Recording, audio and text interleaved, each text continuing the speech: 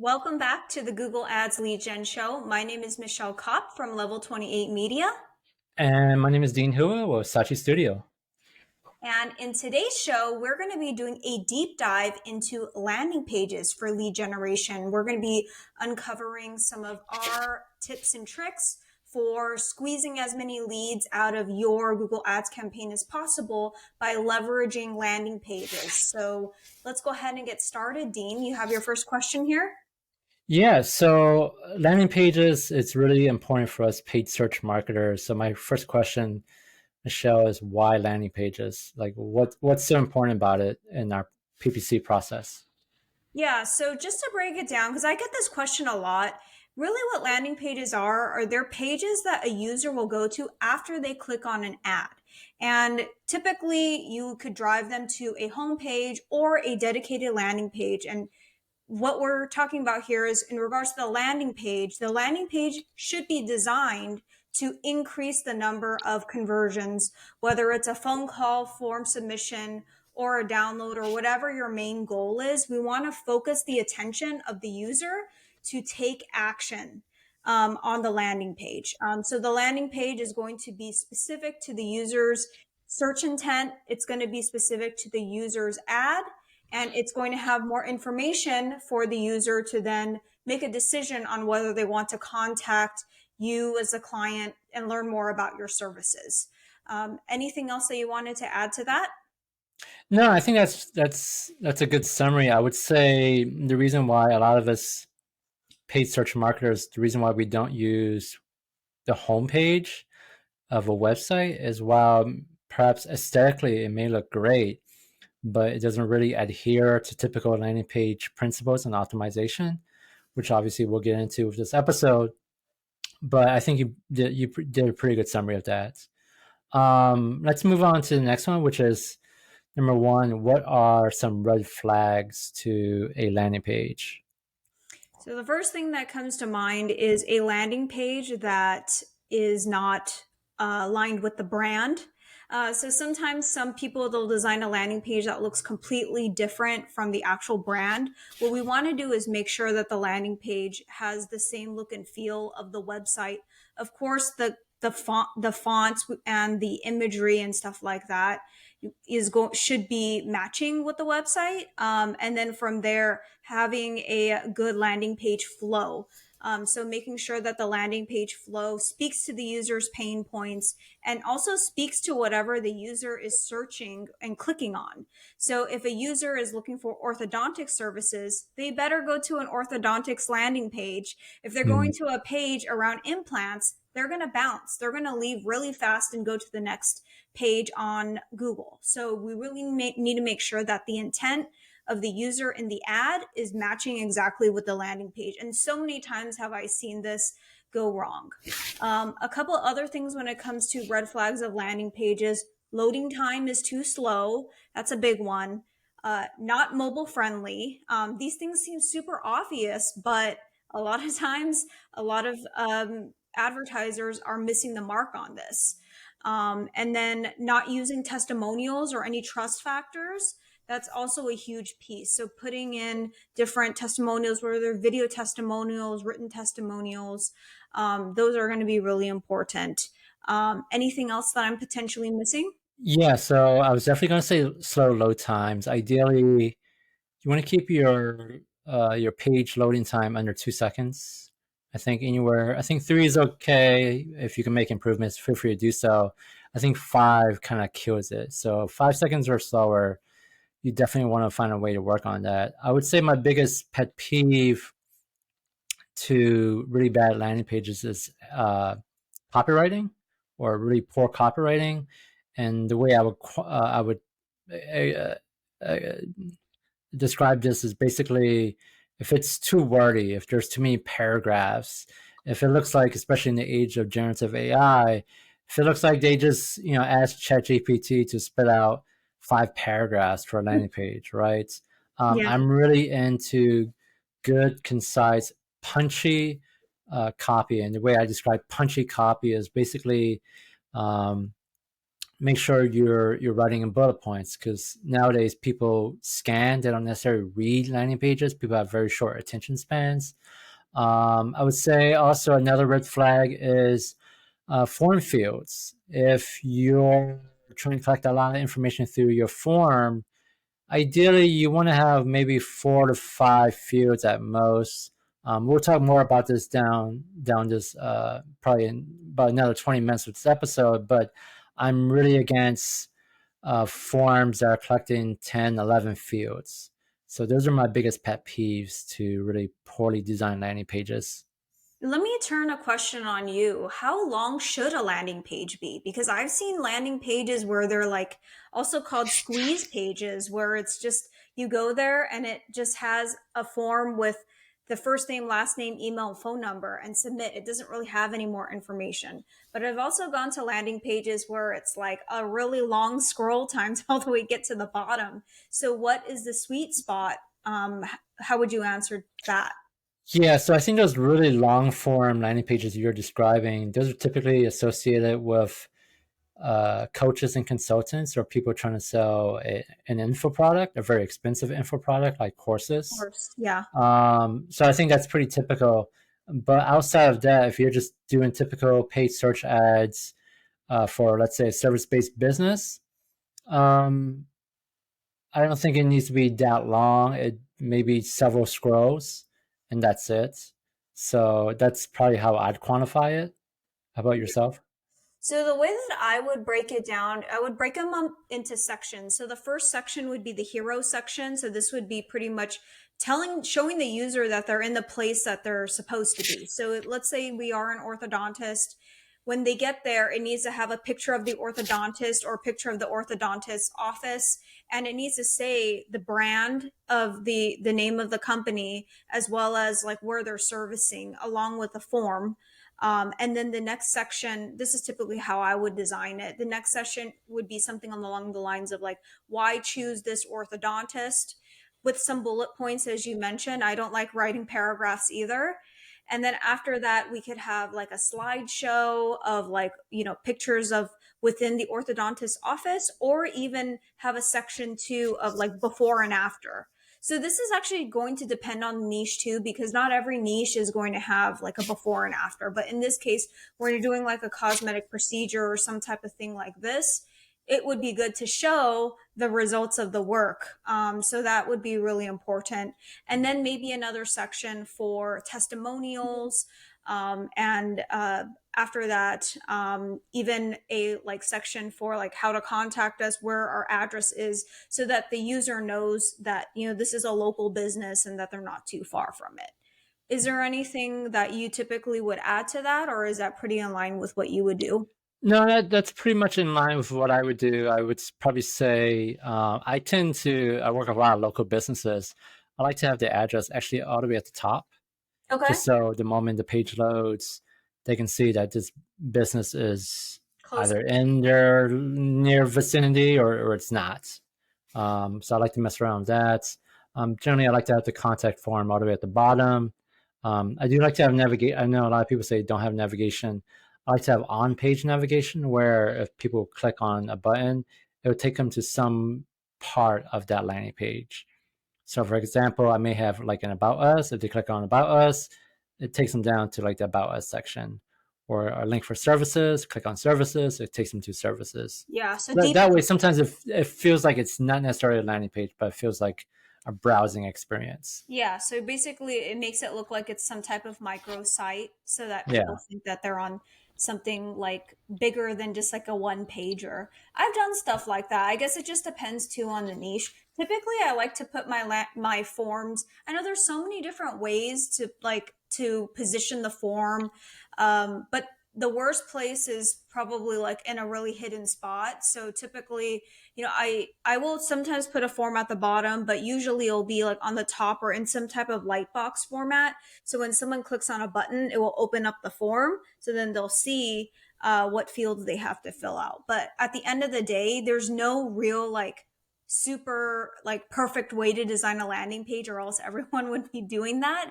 It's just here are some basic landing page conventions, which is pretty much what we just mentioned, and follow that and test it for your niche and see if it even works. Because what I've seen is in one niche, maybe having the form at the very top performs better than having the form like maybe even somewhere in the middle. So it's really just worth a test to see where the best placement could potentially be. So let's move on to the next question. Is there a case or a scenario where a website would be a better option? Yeah, this is a really great question. I think for the most part, it depends too on the niche. I think if it's a niche where it requires someone to have a lot of information to like make a decision, it might be better to send the traffic to a well conversion optimized website. So I'm talking potentially like coaching, where someone might want to like do some more research on who the coach is, what their philosophies are, and so forth. I think it's sometimes that can be really hard to get across just in like one single landing page. But for the most part, like when I think of like the best types of industries that perform well with landing pages, it would be more of those localized businesses that you're referring to. So locksmiths, orthodontists, doctors, chiropractors. But maybe for more like national, like bigger companies, it could be worth testing with a website and seeing that it could perform better, but it's really hard to say. I have seen websites perform better for like bigger brands, but for like these smaller companies that we're talking about with local lead gen, typically I like to stick with landing pages. How about you? Yeah, I think like the corollary is that with a lot of these local businesses, because they have very limited budgets, a lot of times their website really isn't all that great. So for us as marketers, we kind of come in, we're like, ugh, your website really needs a lot of work. Yeah. Let's just do a landing page. Whereas some of these bigger companies with bigger brands and bigger budgets, um, maybe it's just better off their website. I've seen within the SaaS market, a lot of Yeah. people just use their homepage just because it's so well designed. Yeah. Yeah. But that's very anecdotal. No, that's true. I actually had a SaaS, one of my very first SaaS clients when I opened my business, or one of my first clients was a SaaS company. And I actually convinced them to do landing pages because I thought it would do better. But Mhm. once I got those landing pages live, it tanked. Oh, So, yeah, I think like that's a perfect example too. People did prefer to go to the main website where they can see and like do like a mini like tour of the actual product, sign up for a demo, download white papers, like, and have a lot of those micro actions that will lead to the bigger action versus like, oh, just sign up for a free consultation.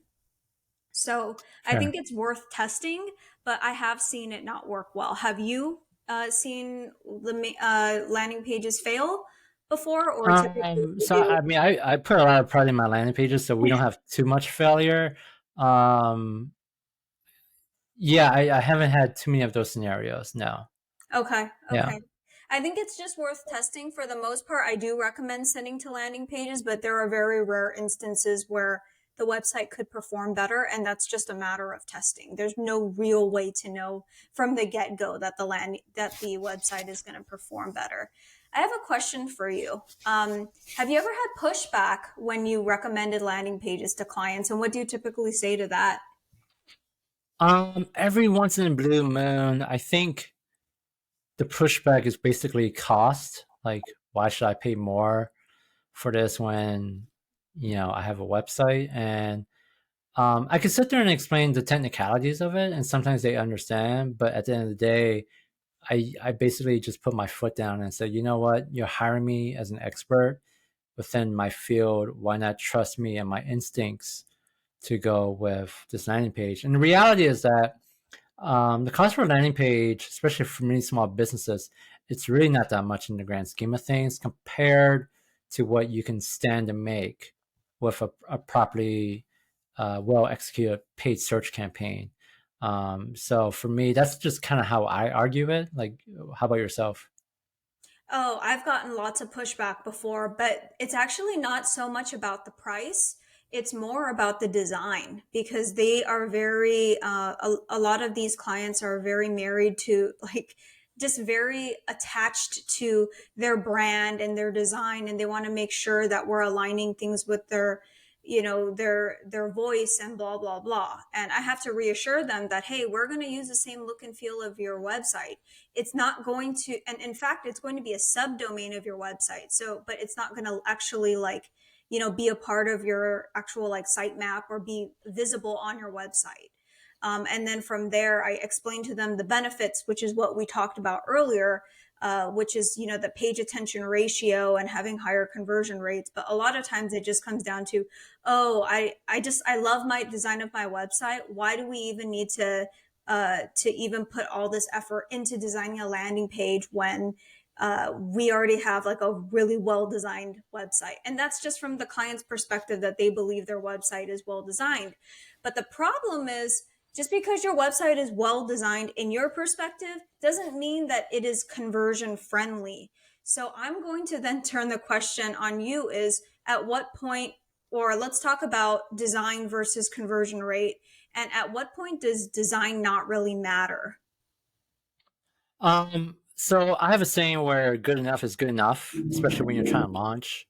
I don't feel you need to have flashy design material or design elements such as, well, flash, Yeah. carousels, stuff like that. Generally speaking, those sort of things don't really add to the conversion rate at all.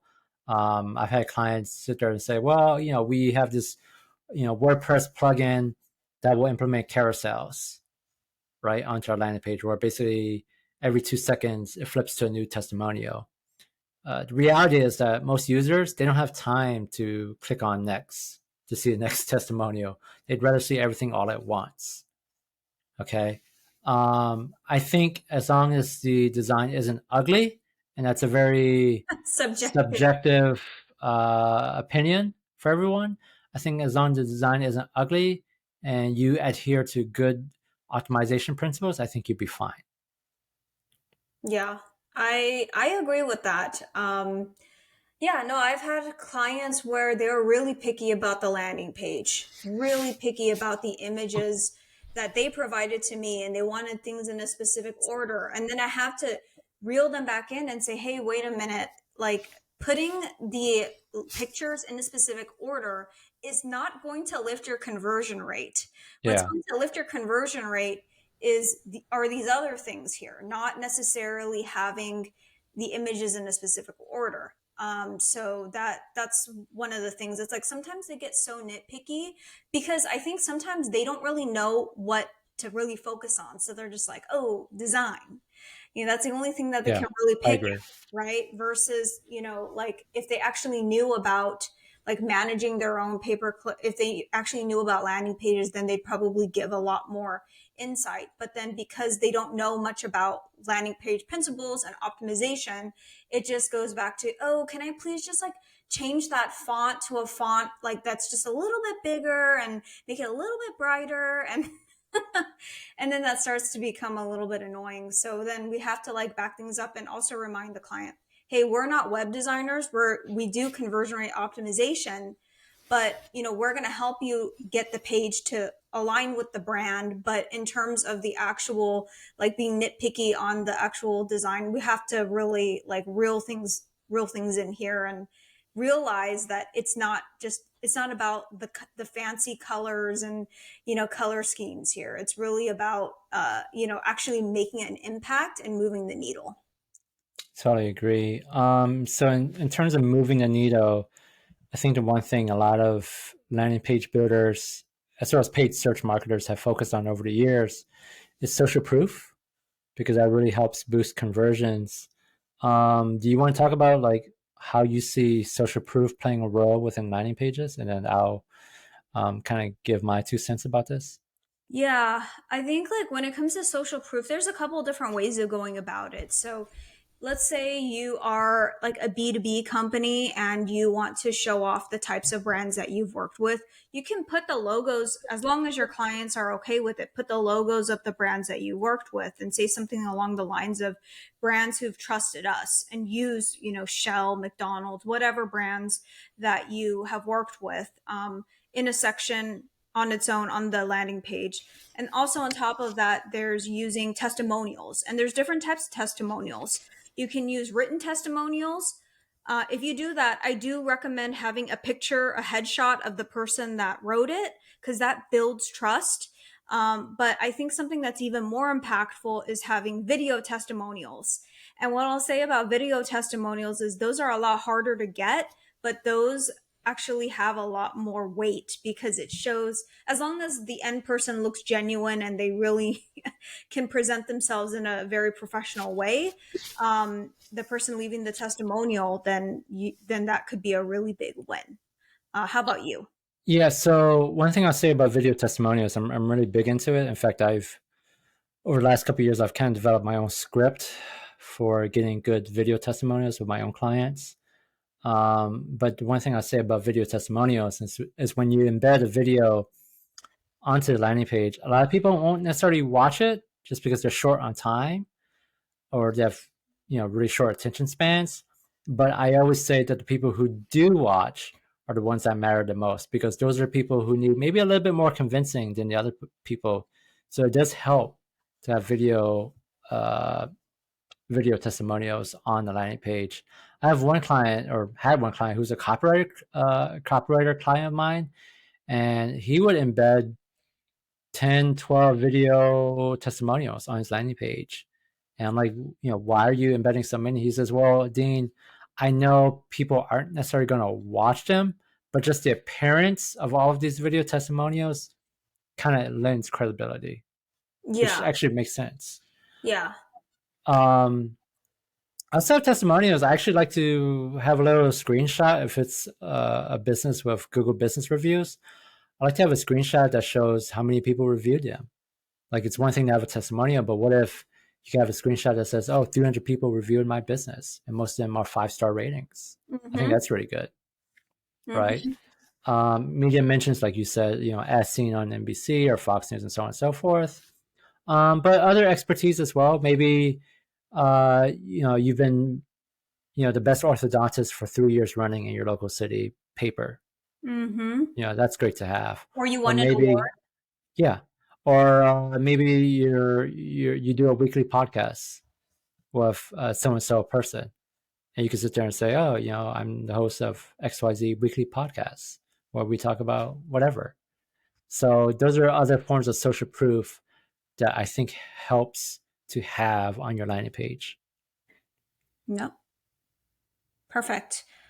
All right, so let's go ahead and talk about copywriting. You did talk about copywriting a little bit earlier in this episode, but I just want to dive a little bit deeper. Let's talk about your copywriting framework. How do you go about writing copy, especially if the client already has copy that's on their website, but it's not really the best and it's more like SEO vomit? How do you develop copy that's going to convince someone, once they come from your pay-per-click Google Ads campaign, to then convert, whether it's a phone call or a form submission on your landing page?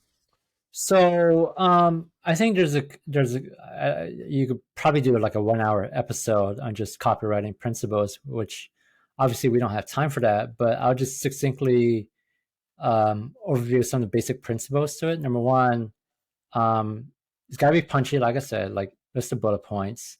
I'm really big on the hero banner because that's the first thing people see. So there are several elements to the hero banner. Obviously, the image itself, the hero headline, which basically describes who you are or promise, and the hero subheadline, which gives context as to that promise. Okay, so I'm really big on the hero banner. Good copy. I don't like seeing content which stretches the entire width of the monitor. Oh no. Um, it's one thing if your monitor is only maybe 900 or 1,000 pixels wide, but some of us are on ultra wide screens like myself right now. Yeah. So I don't want to see the entire content stretch the entire width of an ultra wide screen. monitor. I saw some research some time ago where they said the ideal pixel width for content should be 700 to 800 pixels. And they got this from major newspapers such as the New York Times or Washington Post, because they, of all people, know what it's like to have good readable content. And so if you visit those sites, um, the pixel width is 700 or 800 pixels. So that's something to keep in mind. Um, so there's some tips I have for copywriting framework. Like, what about yourself? So for me, I think the biggest thing is agitating the end user's pain, because there's a reason why they're doing a search and they're looking for a specific service. So in the case of, I keep bringing up orthodontists, it's probably the easiest thing to talk about here. But the biggest pain point that someone would be experiencing, and let's say it's an adult looking for orthodontic services for themselves, is they are insecure about their teeth alignment. So pretty much we want to do something to really say something that agitates their pain. So say something along the lines of, would you feel more confident if you had a perfectly straight smile?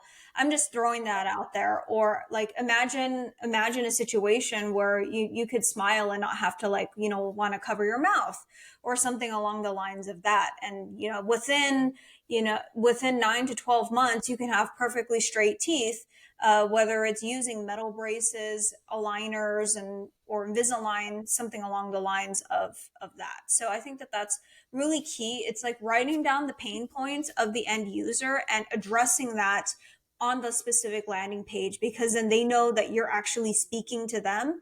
I'm sure you've gone on Facebook and you've been targeted with ads where the most effective ads I see are where they actually call you out, and it's like, oh, like they're speaking to me, whether it's, oh, hey entrepreneur, or hey agency owner, we have this great service, blah blah blah. So when it speaks to you, you're going to be more engaged to it. So I think that that's a really big key on top of whatever everything else that you had mentioned with your copywriting framework. Yeah, it's funny. I'll just add one more thing regarding the orthodontist. I think sometimes if you don't want to discuss like the pain points, you can like paint a picture of the end results. Like a lot of people, when it comes to orthodontists, yeah, they want straight teeth, but why do they want straight teeth? Really, they feel more confident. So I actually have a landing page for orthodontists where we talk about how, or at least what we're trying to imply is basically you don't necessarily go to us for straight teeth, although you do technically. You really want to come to us because we can help instill confidence in you, and that's what we've been doing. At least with this client, that's what they've been doing for 40 years.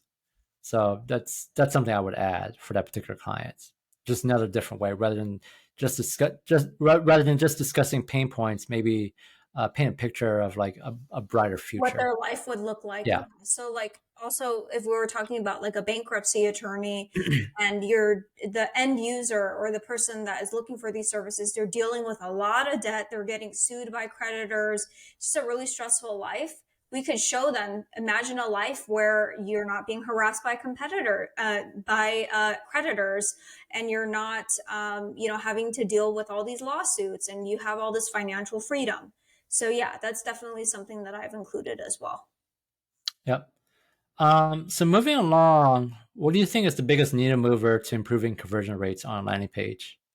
You have a couple elements in mind. So I actually use a tool called Microsoft Clarity. And it's kind of, there's another tool out there, and it's free, by the way. But there's also another tool out there called Hotjar. Essentially, what it's a conversion rate optimization tool that allows you to see how people behave when they go on your landing page. So whether they go there and it's like a dead click, or they clicked on a couple things, or they started filling out a form but they didn't actually go about filling it out, then you can have clues into what to actually change. So I think, like, without directly answering your question, I would first recommend using a tool like that. Definitely install Microsoft Clarity. I think a couple big things in terms of like big needle movers is just making sure that your forms are not too long. I think we talked about this earlier. It's keeping it really concise.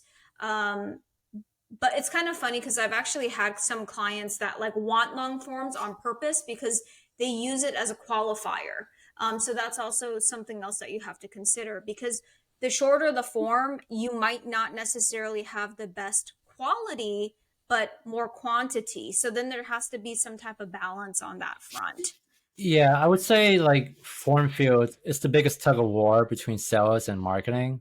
Whereas as marketers, we probably want fewer forms because it means higher conversion rates. Yeah, But with salespeople or people who have to deal with the prospect, they want more forms or more fields because they want to pre-qualify people and they don't want to waste their really time. personal. Mm-hmm. With that said, um, a thing that a lot of people can use is what we call multi-step forms, where basically, let's say the client insists on having 9 fields, right? Mm-hmm. No more, no less.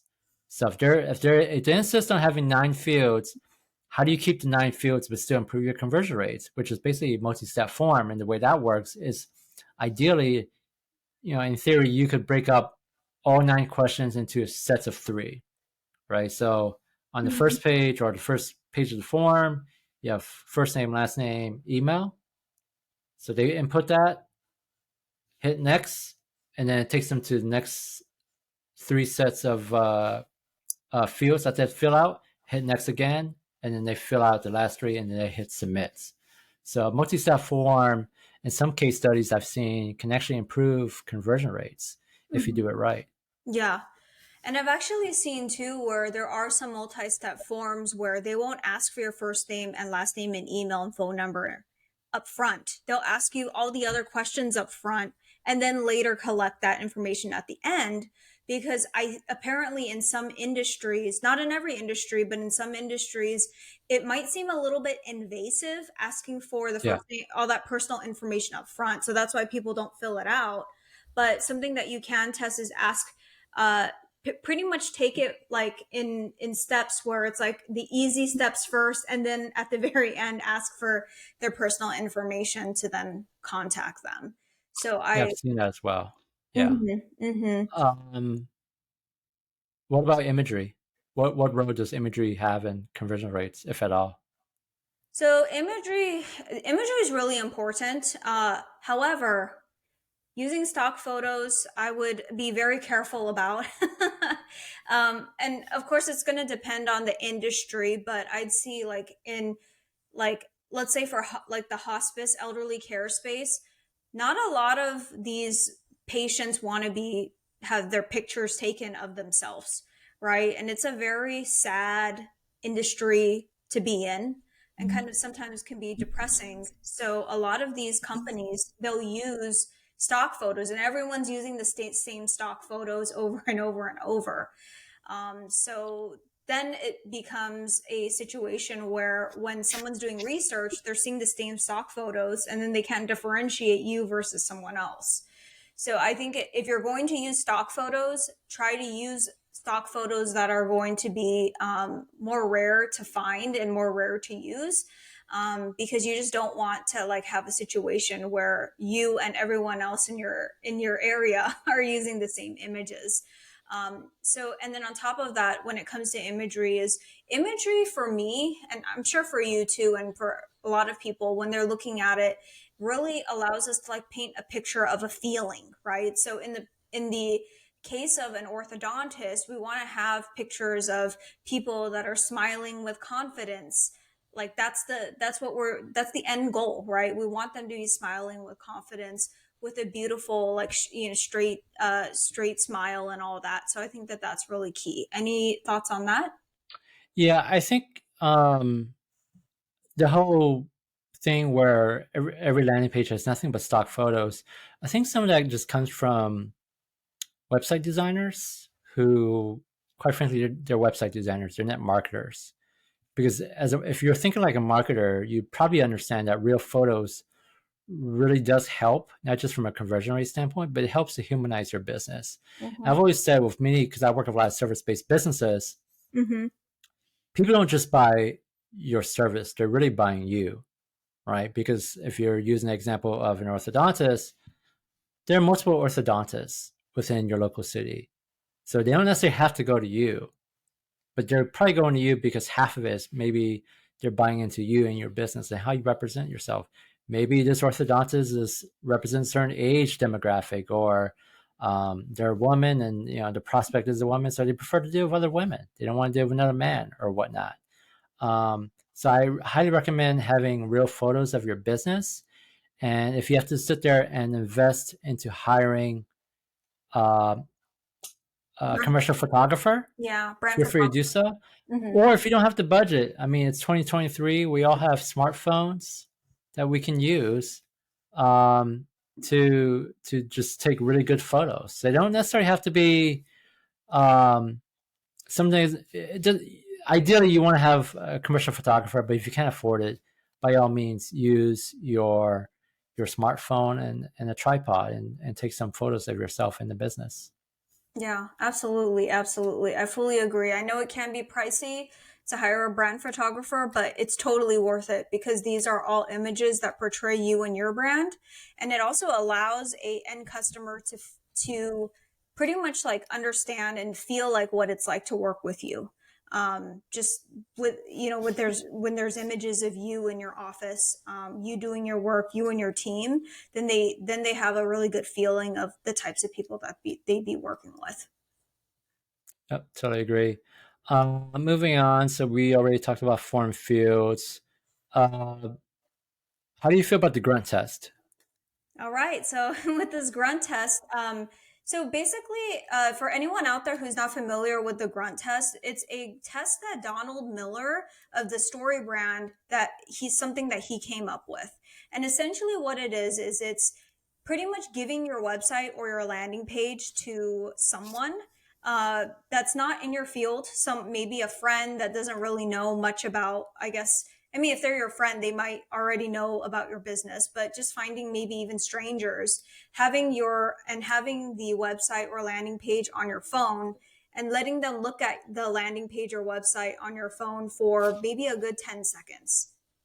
And then after 10 seconds, take it away and then ask them, what was this website about? What? Mm, And this is a really great way to test and see, is your website even making the mark of being able to convey what you do and who you are within a 10-second time frame?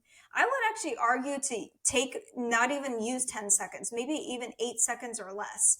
Let them review it and then take it away and say and ask them, what is this website about?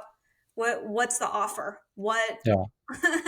What could you get from it? And if that person cannot tell you what you offer or what your services are, then you really need to do something about making your messaging a lot clearer, making your landing page or website more like easy to understand, because people just don't have time, and really they're not going to give you that more than 8 seconds really when they come to your website or landing page. So I think it's just key to to try doing this test and see if it could, show you, where there's some potential blind spots on how you could potentially fix your landing page. Any thoughts on Y- that?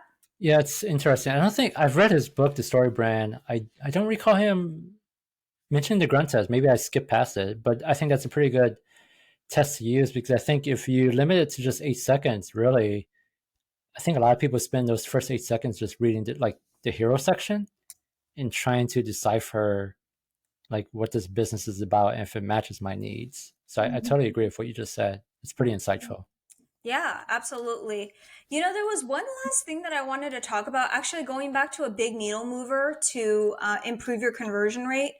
What are your thoughts on offers on a landing page? It's a Like really good discounts, question. stuff like Um, so half my clients are B2B and the other half national B2B and the other half are local businesses. I'm never really in a position to work with offers. I feel like offers is something that's associated with e-commerce related stuff. For example, buy two, get one free or something to that effect. Yeah, I've never been put in a position where we have to do a lot of offers. The few times I've had to use them, it really hasn't moved the needle at all. This is probably where I feel like maybe you have more insights about this. Yeah, yeah, certainly. So I think it depends on the niche.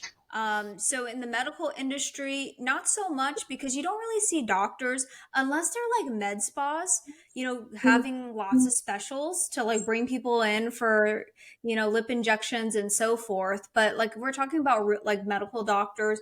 For the orthodontist, we were running like a $500 off a promotion, but that didn't really make much of a difference, to be honest, in terms of like a needle mover.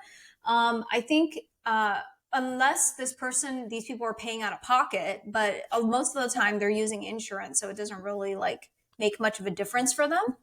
But I've worked in industries like construction where it does make an impact. People do ask about the offer. So, for instance, I had this contractor who was building accessory dwelling units, and he wanted to offer like 20% off, the project or something like that. So, that could be something. I also have a waxing and tanning client that offers 50% off your first wax. That is a really great. So basically he was using his Groupon deal on Google Ads and it was working really well for him. I have a co-working client that is trying to fill up office spaces and they offer like 50% off your first 2 months lease.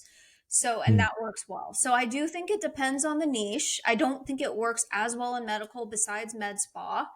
But I think it's worth testing and seeing if it actually makes an impact for your specific industry. Sounds good. Sounds good. Anything else? Yes, I had one last question for you. How do you feel about putting pricing on the landing page for a professional service? Yeah, so I think it doesn't go either way. For a lot of professionals, especially local service, so I work with a lot of doctors, and generally speaking, we don't put the price on the landing page because from their perspective, they have pretty good front desk operations where they feel like their front desk can kind of convince a client who's maybe price sensitive to come in anyway. So I think there's like a pro and con to putting the price or don't put in price. If you don't put the price or if you don't mention the price, you'll probably on average get more phone calls or get more leads. If you do mention a price, you won't get as many, but you may get more qualified people.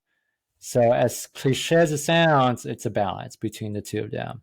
I think that's a conversation I have to have with every new client as to whether or not we want to put the price or not. Yeah, yeah, exactly. There's definitely a balance, I'd say. And even sometimes when I put the price, because some clients are really adamant about making sure that the leads are primed before they actually contact them, some people don't even read the website. So Yeah. yeah, so just because you put it there, they might not even realize it, or they go to the website and they just call, they don't actually scan through the website, so they're not really like fully educated on it. So there's many different ways to go about it, but I think it is kind of on a case by case basis. Fair. Awesome. I think that's pretty much it for this episode. Thank you guys so much for joining, and we'll see you in the next one.